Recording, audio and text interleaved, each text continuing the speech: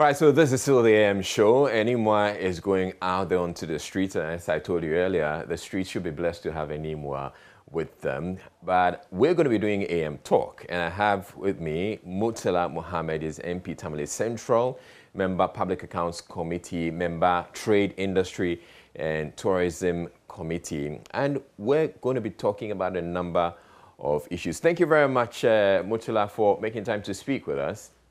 Thank you, my pleasure. All It's right. been a while. Yeah. It's been a while, it's true. So the first issue I want us to talk about has to do with the health minister, the issues surrounding the Sputnik vaccine probe. There's been a lot happening. The very latest we're getting is that the Sheikh Al Maktoum has agreed to refund the money, some $2.7 million. So we have a statement, so we have this one from the Ministry of Health. This is the health minister. So we'll chronicle the issues and I'll come to you in a bit. So His Highness Sheikh Ahmed, this is addressed to the Sheikh, refund to the government of the balance of payment for 300,000 doses of Sputnik. I wish to formally accept your termination of your agreement dated 9th March. And this is dated 2nd August. So I wish to formally accept your termination of our agreement dated 9th March 2021 for the supply of Sputnik V vaccine as per your letter, and it quotes, by this letter I also wish to formally request for the refund of the remaining amount for the non-supplied doses, which should be the total amount paid to your office minus the amount due for the 20,000 doses you already supplied, in line with the earlier email dated 25th July 2021, in which it was affirmed that on the 13th of April 2021, funds were transferred into your accounts as 50% advance for the initial batch of 300,000 doses.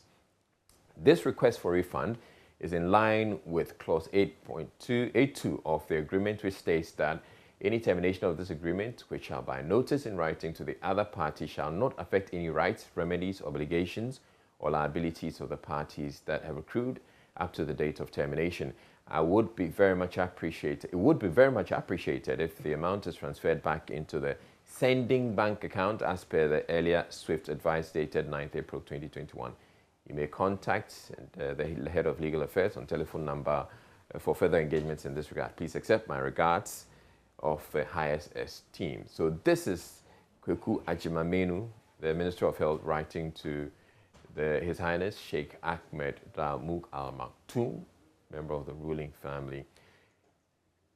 So then we have this one, also refund. This is from the Chief Director of the Ministry of Health. It says refund to the government of Ghana of the balance of payments for 300,000 doses of Sputnik V vaccine, and goes on, refer to your letter dated 5th August. Please find attached from His Highness Sheikh Ahmed Dalmouk Al Maktoum on the supply of 300,000 doses of Sputnik vaccine.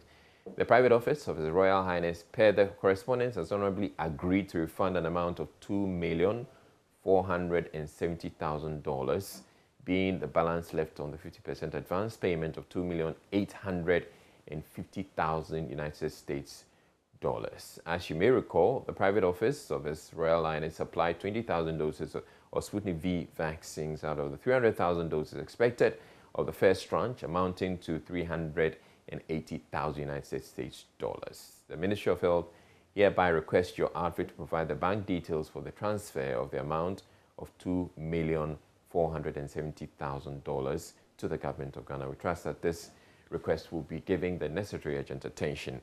So this letter has also gone out, and then we have this coming from the office, the private office of Al Maktoum. The subject refund to the government of Ghana the balance of payment for Sputnik V vaccine. Dear Honorable Minister, we acknowledge receipt of your letter dated August 2 with a formal request to refund the remaining amount of the non-supplied doses from the 50% advance transfer to account. As per our records, we have received the following. So they indicate a total amount of 300,000 doses, 5.7 million. 50% advance received through letter of credit, not drawn, 2,850, $2,850,000. And then 50% advance received in our accounts, same amount, minus 20,000 amount for 20,000 doses applied, which came to $380,000. And then balance amount which refunded to government of Ghana, that's 2.47 million. We hereby request to kindly acknowledge and confirm the above mentioned amounts to be refunded, further to which we shall initiate the refund process to your bank account. Please share with us the bank details where the refund needs to be processed. Okay. So this is where we find ourselves. And so we have this correspondence back and forth. And I'm sure you'd say, okay, so you're not sure, how authentic they are, but at least we can trust our sources. What do you make of the correspondence and the fact that, well, the Sheikhs agreed now to refund the monies? Well, Israel, let me say good morning to you. Good morning to your cherished viewers, and most importantly, the good people of Tamale Center with whom I am living currently. I don't know why you think that I would doubt the information you put out there. I don't have any reason to doubt the credibility of your station, and I'm well aware of the correspondence. Perhaps the only doubt that I may have would be as to whether the monies would actually be refunded, because that man, that Sheikh Al Maktoum, is known to be engaged in such fraudulent acts. Norway is a classical example where he is wanted for similar fraudulent deals. But let me say that whether monies are refunded or not is not the issue. What is the issue is that there was criminal intent and reckless conduct by not only the Minister for Health, but the Minister of Finance and the entire NPP administration. Let's look at the criminal intent. That's quite serious. Yes, there was criminal intent. And the reason why I say there was criminal intent is that when the story first broke, you had the chairman of the health committee who said with alacrity that no payment was made. Your station carried his interview that no payment was made. Yes, we did. He says, as far as he's concerned, to the best of his knowledge, no payment was made. He said, no, he didn't use those terms. I watched the interview he had in Parliament on your station. He said no payment was made, and he went ahead to give reasons why he had no doubt that any payment was actually effected. When he made that statement, the Minister for Health, who is a member of Parliament with him, never corrected him, never said anything. 2 days after, the Minister of Finance admitted that some payments were made. And I think that these are facts that we cannot deny. 2, even after the Minister confirmation that some payment, the Minister of Finance confirmation that some payments were actually effected, we felt that there was a need for a bipartisan committee to be established to interrogate or investigate this matter. Even after the admission of the Minister for Finance that some payments were actually made, the Minister for Health appeared before the committee and still peddled that falsehood, that payments were not effected. And mind you, he told that lie under oath. And it is very clear that if you lie under oath, it's perjury. And it is not surprising that the likes of Lawyer Pebu on your program on Newsfile is demanding that the man be prosecuted for perjury. So it is not the position of the NDC. It is the position of people who believe in our democratic process. It is the position of people who believe that candor, sincerity matter in this whole business of governance, and particularly in a democracy. So Murtala, all that you said basically is true, except the criminal intent bit. That's difficult. What could be the motivation to lie to the people of this country that payments were not effected? What could be the motivation to deal with a guru boy in the provision of an essential such as a vaccine? If you use guru boy, I mean guru boy. Al Maktoum can best be described as a guru boy. I mean, tell me, he can best be described as a guru boy. Murtala, let's listen to the health minister, what exactly the health minister said, and then we'll continue with the conversation. We have been pressurizing them to give us the vaccines to no serious avail. And then yesterday, they sent us, actually they gave us verbal invitation, verbal notice that they will not be able to supply any longer. And so we requested they then terminate the agreement, which they had actually done. So as we sit here, I believe there's no contract between the two of us. So, Honorable Minister, what becomes of the payment you've made so far, if any? Honorable Chair, to the best of my knowledge, we haven't done any payment as yet. But when you issue an LC, it's an instrument of payment. And I don't know, I've read the LC, its site, but partial performance is allowed. They can draw on whatever that they've supplied. And then the rest of the instruments. Honorable Chair, this LC was done on site. They cannot draw until we inform the bank that we have received, which we haven't. All right, so Murtala, you heard the man. He says to the best of his knowledge. So indeed, you can argue that yes, he should have known, but he didn't know, and you can force him. Israel, he can't tell me he didn't know. Any payment, I have been in government before, and Israel, you are an outstandingly a very good journalist, and you have been in this business for a very long time. You have an understanding how governance operates, even though you are not a politician. No payment can be made for and on behalf of any ministry, and I say this with emphasis, any ministry by the Ministry of Finance without the ministry's absolute awareness. It can't be done. Yes, no, I mean, yeah, you can say that. Let me make this point. Mind you, this particular appearance was done after the Minister of Finance admitted, which was captured and carried by your station, that they actually effected payment. This appearance was done. He was just being belligerent that this was done after the Minister of Finance captured on TV when he was interviewed by a journalist from Norway, that they actually made payment. Yet he appeared before the committee and under oath and still stood by that gargantuan lie that no payment was effected. There can't be any excuse for this man. He can tell us not to the best of his knowledge. And that has been the narrative used by anybody who wants to hide anything. But let me make this point. It is important for us to understand where we are coming from. Israel, you and I would be the happiest people to see this country produce our own vaccine, isn't it? Oh, great, yes. Certainly. I don't think we doubt the capacity of Noguchi if they have the needed resources to produce vaccine for this country. They have done that before. Noguchi's concern repeatedly have always been resources. You saw, or you are seeing what is happening at the Frontier Health, that fraudulent activity that is going on at the airport. Courtesy the same minister, when he appeared before the appointment committee, stated that the company operated initially without his knowledge. Indeed, they operated without a license. So it is properly so to describe it as a fraudulent activity. By the way, aren't you journalists interested in finding out the owners of the Frontier Health? And if you are not interested, let me provide you with this synopsis of information. Nana Asante-Bidiotu's wife is one of the owners of the Frontier Health. The husband to one of the daughters of the president is one of the owners of the Frontier Health. And I expect you to investigate. Let me make this point. That's your allegation. I don't know about that. I'm saying that I challenge you to investigate to shame me if it is not true. I challenge you.